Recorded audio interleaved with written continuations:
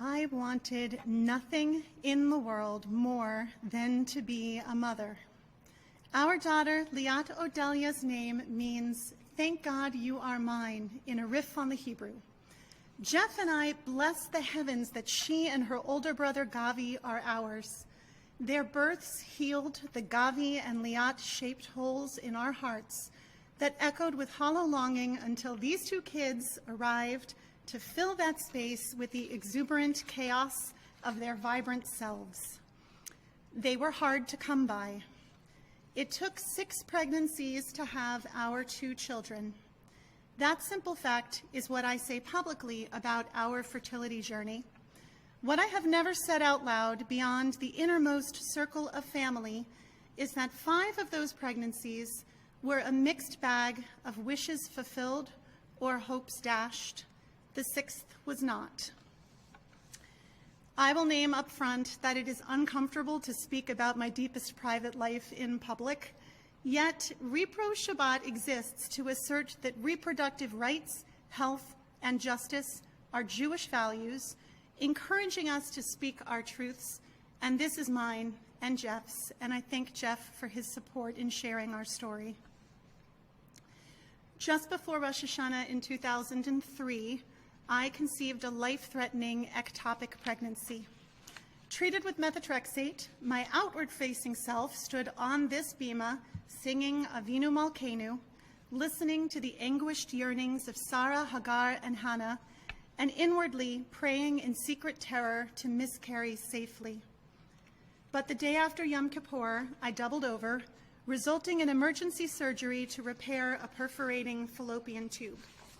I was battered, but assured by the stellar medical team that a healthy pregnancy would happen in due time. So the nanosecond that Jeff and I were cleared to try again, I rushed to the mikveh to mourn and offer my heartache up to God in the healing waters, and then turned my prayers towards the future. To our gobsmacked elation, I conceived immediately. The doctor spun that little wheel to give us a due date of the following Kol Nidre. I remember an OBGYN stationed in the front row as I again led Rosh Hashanah prayers, this time at full term, and Gavi was born 5 days later. I was home sleeplessly nursing him on Yom Kippur, the cycle of a year of loss and life complete. The Gavi-shaped hole in my heart, now filled by a glorious Wildechaya, wild animal of a kid, we got to work on civilizing him with a sibling. Happily, I conceived again, but near the end of the first term, I began to bleed. Despite a reassuring ultrasound, it devolved into what appeared to be a hemorrhage, ending this 3rd pregnancy with another brush with mortality emergency surgery. We were devastated and undeterred. I conceived a 4th time, and the hormone levels were not good. If it couldn't end well this time, I prayed, please God, just let it end peacefully. And it did. There was no heartbeat at the 8-week ultrasound. While in the past, staying pregnant had been the holdup, the new challenge became getting pregnant. After several years of reproductive endocrinologists, infertility support groups, and a diagnosis of unrelated bad luck, bad was not actually the word the doctor used, we conceived our girl. When she came into the world, that empty space in our hearts evaporated into mist, and we poured a river of gratitude into the universe, hence her name. I found healing in accompanying others who needed a hand to hold on their own reproductive paths, and especially in helping to found an organization called Uprooted, a Jewish communal response to fertility journeys, a resource I'm very proud to share with anyone looking for support in building their family. I wished it had existed as I was struggling to build my own. And then, unexpectedly, after all of those years of rumbling with a reproductive system that refused to politely cooperate, and while still nursing my daughter, I became pregnant for the 6th time. Now, I need to stop and say that all of this was the silent backdrop of my life. In the foreground, I was a wife, a mother, and a devoted spiritual leader. Jeff was a cantor at another synagogue while also training as a hospice chaplain. Our tsuris, troubles, played out unseen alongside the pressure of being a full-time working mother in an expensive part of the world with astronomical child care costs, with a preschooler who refused to sleep, an infant, and no family whatsoever nearby. We were incredibly blessed, so privileged, loved by an amazing community, and yet when I reflect on those years, I feel again in my very bones the exhaustion of a life that teetered on the brink of unsustainable. I can only begin to imagine the agony of those with fewer resources facing the same dilemma without the legal, financial, or logistical means to make what they know to be the only right choice for themselves. Now, as I look back, although we deliberated, counseled with a rabbi, and took time to be certain, the decision to terminate that sixth pregnancy hardly felt like an actual choice.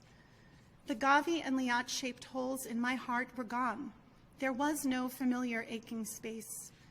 Yet, a new cavernous sinkhole of fury blew open over the fact that even had I permitted myself to contemplate having a third child, I could see no healthy path to embracing one, given the reality of our lives, after all of the wishing and bruising just to become a mother. That bitterness still stings. Without quality, affordable, full-time childcare, or a local family support network, my mental and physical well-being were already tenuous.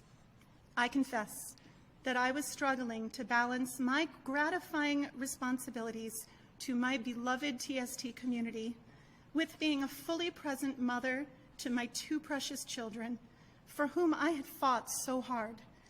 It was unthinkable to divide myself further and give either of them any less. More unthinkable was to risk them losing me. Lest anyone forget that even a routine 21st century pregnancy is hard on one's body, 2 of my first 5 pregnancies could very well have killed me without the excellent medical care I was fortunate to receive. How reckless would it have been to endanger myself again, this time with 2 young children who needed their mother. As a Jew, I felt grounded in the knowledge that throughout our tradition, the life of the mother is understood to be primary. In this week's Torah portion, Mishpatim, we learn that if a pregnant woman is injured by 2 men fighting near her, resulting in her suffering a miscarriage, and the harm is limited to that miscarriage, then the perpetrator must pay a fine. However, if the pregnant woman is fatally injured, then the penalty shall be a life for a life. From this, rabbinic tradition held that according to the Torah, the loss of the fetus was not a murder, as the fetus was not yet a person. The Talmud reinforced this position in Gittin 23b, explaining that before birth, the fetus is considered a physical part of the mother's body and does not become a separate human being until labor and birth, literally until the head has emerged, as we read in Mishnah Ohalot 7:6. Over the centuries, prevailing Jewish law has reasserted that life does not begin at conception, a fetus is not yet a person, and the primary concern must be the life and well-being of the pregnant mother. The real-life consequences of violating this mandate of my Jewish faith hit me again with full force a few weeks ago when I read of a woman in Texas with an ectopic pregnancy who was denied legal medical care due to the confusion and fear caused by the abhorrent abortion law still in effect as I speak. She traveled for more than 12 hours before obtaining the life-saving medical treatment she was constitutionally entitled to receive. I remember too well being in her exact same condition. I did not have 12 hours. How many others don't? Even beyond the physical risks, I knew that it would not have been right for me to force my body and heart back into the reproductive arena to face the ordeal of trying to carry yet another baby to term, especially with the only endgame possibilities I could see being to lose it again, destabilize my family by raising it, or most impossible of all for me, despite being a path recently suggested by a member of the U.S. Supreme Court, giving it away. I carry a quiet sadness, but no remorse, for choosing the needs of my existing children, the stability of their parents' marriage, and the wellness of their mother over the collection of cells that may or may not have had the potential to become life, but were not, according to my faith, afforded the status of life at 8 prenatal weeks. In truth, beyond being held by Jewish tradition, I understand that exercising my reproductive rights was also an act of religious freedom. As a proud, civically engaged American Jewish woman, I am petrified at the hijacking of these rights by a narrow reading of a faith tradition I do not share. Let me be clear. I fully validate the different choices that others have made that were right for them. And I am not scarred for having made this right choice for me. On the contrary, I am certain my family and I would have been damaged if the choice were not available. I felt guided by the words of Deuteronomy 30:19, words we read on Yom Kippur. Choose life if you and your offspring would live.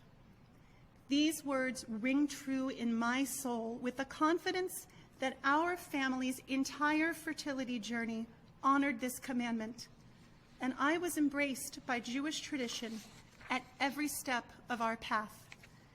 As a mother whose children are everything to me, I thank God for the two of them, for this perfectly imperfect body that bore them, and for the blessing of being able to choose a functional, joyful, loving life with my right-sized family. Shabbat Shalom.